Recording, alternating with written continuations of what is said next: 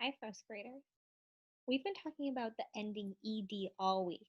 I'm going to show you some words that have ed in them. See if you can read the words with me. Here's a word that ends in ed. Jumped. Look at this word. Arrived. Now look at this word. Shouted. Like someone shouted. All these words end in ed, but they all make different sounds. Let's look closely at some of the sounds. When we end a word in ed, it shows that the action happened in the past. So for example, she jumped for joy.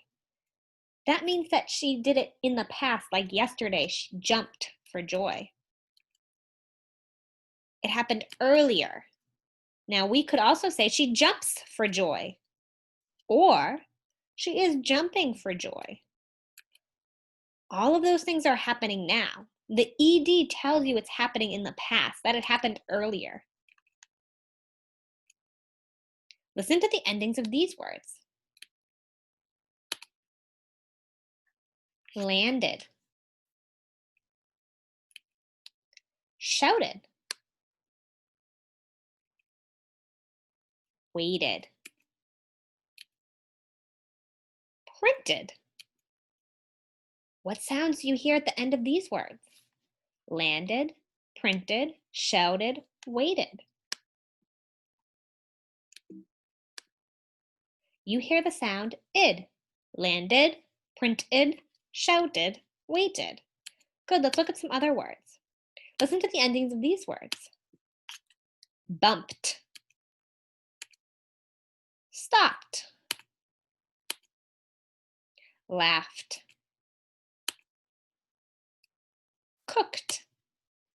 What sounds do you hear at the end? You should hear t. In these words, the ed says t. Listen. Cooked. Stopped. Laughed. Bumped.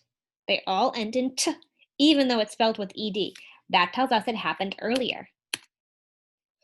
Let's look at this last group of words. Sobbed. Called. Boiled. Frightened. What sound do you hear when you get to the ed part of these words? I'll say them again. Sobbed. Boiled. Called.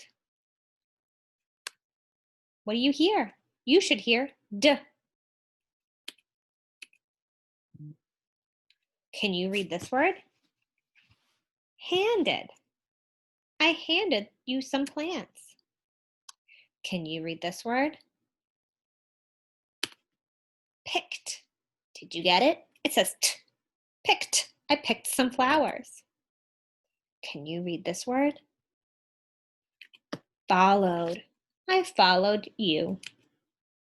All of these words and many others have ed at the end to let us know that the action has happened in the past. The ending is written the same way, but we say it differently depending on the word. English, it can be confusing.